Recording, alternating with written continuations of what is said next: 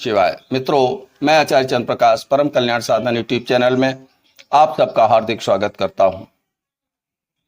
आज काफी समय के बाद ये वीडियो आपकी सेवा में प्रस्तुत कर पा रहा हूं, क्योंकि कुछ स्वास्थ्य के कारण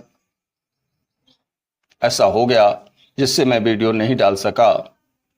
इसके लिए मैं आप लोगों से क्षमा चाहता हूं। आज के इस वीडियो में मैं आपको बताऊंगा कि जब किसी भी शक्ति का शरीर में जागरण होता है, शक्ति का संधान हमारे शरीर में होना शुरू हो जाता है, तो शरीर को संकेत देता है। वो संकेत कौन कौन से हैं, इस वीडियो के अंतर्गत मैं विस्तार से बताऊंगा।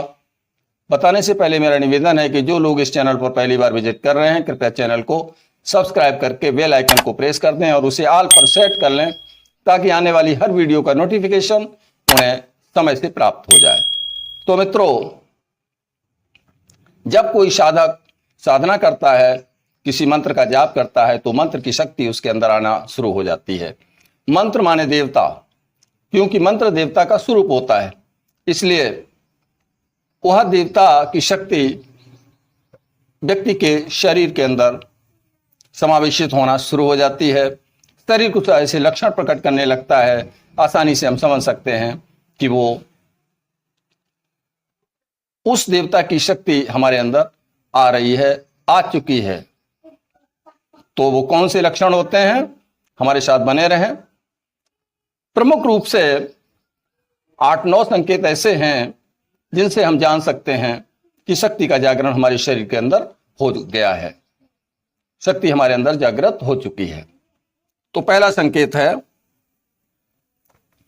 जब भी हम अपने इष्ट को देखते हैं, जो भी हमारे इष्ट हैं, भगवान शिव हैं, भगवान कृष्ण हैं, भगवान राम हैं, माता हैं, माँ दुर्गा हैं, कोई भी हैं, जब हम उन्हें देखते हैं तो उन्हें एक टक देखते रह जाते हैं। बड़ा प्रेम हो जाता है हमें उस मूर्ति से भी जिसकी हम साधना करते हैं। जी नहीं चाहता कि वहां से हम अपने चित्त को हटाएं। अंदर से भाव उमड़ते हैं, आंखों में आंसू आ जाते हैं, रोने को मन करने लगता है। ऐसी भाव दशा जब प्राप्त होती है तो आप समझ लीजिए कि आपके अंदर उस शक्ति का जागरण शुरू हो गया है। दूसरा संकेत है, जब हम सोते हैं तो सपने की अवस्था में कभी कभी हमें ऐसा लगता है कि उस देवता की शक्ति हमारे शरीर के अंदर आ गई है, उनकी सवारी हमारे ऊपर आने वाली है या आ रही है। हम ऐसा कुछ झूमने जैसे लगते हैं। तो अगर ऐसा हो रहा है आपके साथ, तो आप समझ जाइए कि आपके अंदर उस देवता की शक्ति जागृत हो गई है, उनकी कृपा आपके ऊपर हो चुकी है। तीसरा संकेत है, जब हम पूजा करते हैं, चाहे घर में करते हैं, घर के मंदिर में करते हैं या बाहर के मंदिर में करते हैं, तो जब हम उन पर पुष्प माला चढ़ाते हैं या पुष्प चढ़ाते हैं, तो उसमें एक आध फूल ऐसा होता है जो हमारी तरफ गिरता है। तो ये उस देवता का आशीर्वाद है। आशीर्वाद स्वरूप ही वो माला या वो फूल हमारी तरफ गिरा। आपको बता दूं कि जिस समय माता सीता मां गौरी की पूजा करने के लिए मंदिर में गई थीं, और जैसे ही उन्होंने माला चढ़ाई तो माला गिर गई, माने आशीर्वाद मिल गया। खसी माल मूरत मुस्कानी, ऐसा लगता था मां सीता को कि मां गौरी बड़ी प्रसन्न है, मुस्का रही हैं, और वो माला हाथ से छूट करके उन्हीं की तरफ गिर गई। तो ये एक शुभ संकेत होता है कि अगर कोई फूल हमारी तरफ गिरता है या माला ही हमारे हाथ से, पुष्प माला जो हम चढ़ाने जा रहे हैं, हमारी तरफ गिर जाती है, तो ये उस परम सत्ता की, उस अपने इष्ट देव की कृपा का संकेत होता है। इसलिए अगर आपके साथ भी ऐसा हो रहा है तो आप समझ जाइए कि भगवान की कृपा हमारे ऊपर हो गई है, और वो उनकी शक्ति हमारे शरीर के अंदर जागृत हो चुकी है। ब्रह्म मुहूर्त में, स्वप्नावस्था में ही जब ब्रह्म मुहूर्त का समय आता है तो हमें बहुत शुभ सपने मिलते हैं। हालांकि ब्रह्म मुहूर्त सोने का समय नहीं होता। बाय द वे, यदि आप सो रहे होते हैं तो बड़े शुभ सपने आते हैं, अच्छे सपने आते हैं, मन प्रसन्न हो जाता है। जागृत अवस्था में ब्रह्म मुहूर्त में हमें कभी कभी ऐसा लगता है कि कोई आवाज आ रही है। वो आवाज शंख की हो सकती है, घंटे की हो सकती है, या फिर कोई आपका नाम लेकर के ही पुकार रहा होता है। ऐसा लगता है कोई हमें बुला रहा है। यदि ऐसा कुछ हो रहा है, ऐसे शब्द सुनाई दे रहे हैं, तो ये उन अपने इष्ट की कृपा ही है जो हमारे ऊपर बरस रही है। उनकी शक्ति हमारे अंदर, हमारे शरीर के अंदर जागृत हो रही है। अगला संकेत है, जैसे हम कहीं बाहर बैठे हुए हैं, कई लोग हैं साथ में, कोई हमारे इष्ट देव की चर्चा करता है, उनका नाम लेता है, तो हमारे रोंगटे खड़े हो जाते हैं। वरबस हमारा ध्यान उधर आकर्षित हो जाता है। बड़ा अच्छा लगता है कि अपने इष्ट की चर्चा ही सुनता रहूं। ये जो व्यक्ति बोल रहा है, ये और अधिक उनके बारे में बोले। उनकी चर्चा सुनने में, उनकी कथा सुनने में हमें बड़ा आनंद आने लगता है। अंदर से चित्त प्रफुल्लित हो उठता है, हमारी रोमावली जागृत हो जाती है। तो यह संकेत है कि शक्ति हमारे अंदर है, हमारे इष्ट की शक्ति हमारे अंदर है, जागृत हो चुकी है। तभी हमारे अंदर ऐसे भाव पैदा होंगे। ठीक है। अगला संकेत है, सपने में हमको देवी देवताओं के दर्शन होना शुरू हो जाते हैं। ऐसा नहीं है कि जिनकी हम पूजा करते हैं उन्हीं के दर्शन हमें होंगे।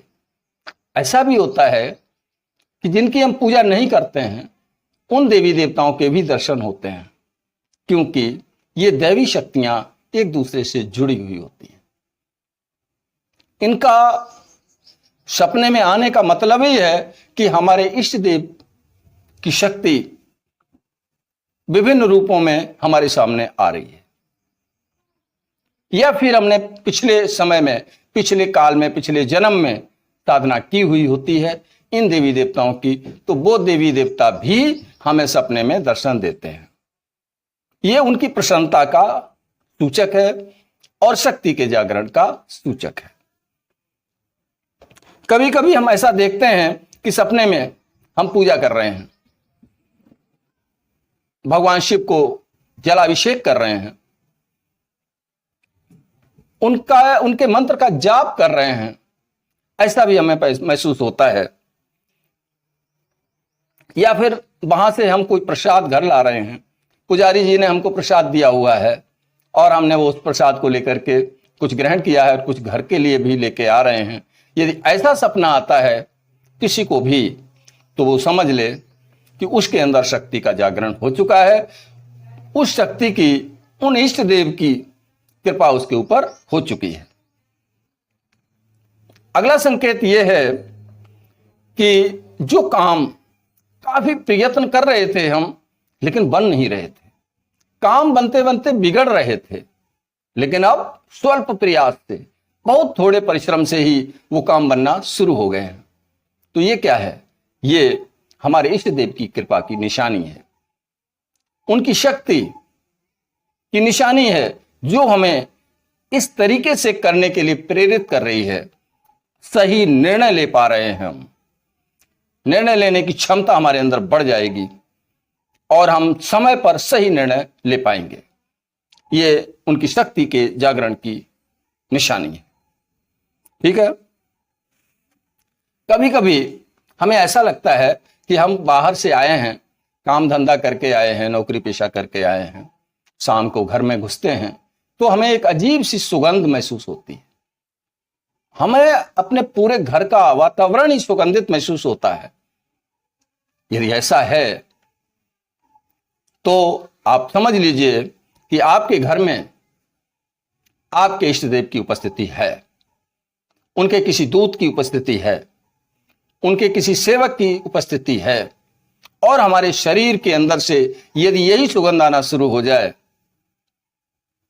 तो फिर तो कहना ही क्या है, फिर तो यह पक्का हो गया कि शक्ति जागृत हो चुकी है। आपका मंत्र सिद्धि की तरफ बढ़ चुका है, आपको सिद्धि अति शीघ्र प्राप्त होने वाली है अथवा हो चुकी है। यह निशानी है शक्ति के जागरण की। आखिरी और 9वीं निशानी यह है कि आपको भविष्य में होने वाली घटनाओं की जानकारी सपने के माध्यम से अथवा प्रत्यक्ष तौर पर भी मिल सकती है, मिलने लगती है। क्या घटना घटित होने वाली है सूक्ष्म जगत में, आपको इसकी जानकारी 10-15 दिन पहले से ही होना शुरू हो जाती है। आप समझ लीजिए कि भगवान की कृपा हमारे ऊपर है, उनकी शक्ति हमारे अंदर प्रकट हो चुकी है, और तभी हमको ऐसे पूर्वाभास होते हैं, भविष्य दर्शन होने लगता है, भविष्य के बारे में जानकारियां प्राप्त होने लगती हैं। कुछ हमारे साथ अच्छा होने वाला है यह भी पता लग जाता है, कुछ बुरा होने वाला है यह भी पता लग जाता है। जब कुछ बुरा होने वाला होता है तो हमारे इष्ट देव हमें पहले से ही सूचित कर देते हैं, यानी उनकी शक्ति हमें पहले से ही सावधान कर देती है।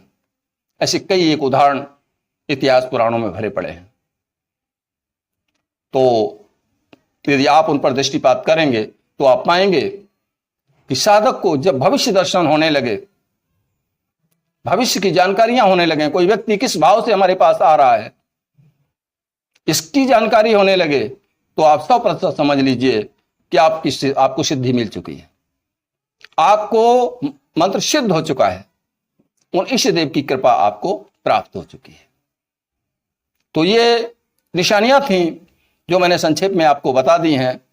आप समझ लीजिए अगर ऐसा कुछ हो रहा है तो आपके इष्ट देव की कृपा आपको मिल चुकी है, उनकी शक्ति आपको प्राप्त हो चुकी है।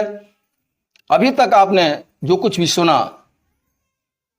आशा करता हूं कि आपके लिए वो अत्यंत ही ज्ञानवर्धक सिद्ध होगा। वीडियो देखने के लिए मैं आपका धन्यवाद करता हूं। मिलूंगा अगले वीडियो में नई जानकारी के साथ। तब तक के लिए ओम नमः शिवाय, ओम नमः शिवाय, ओम नमः शिवाय।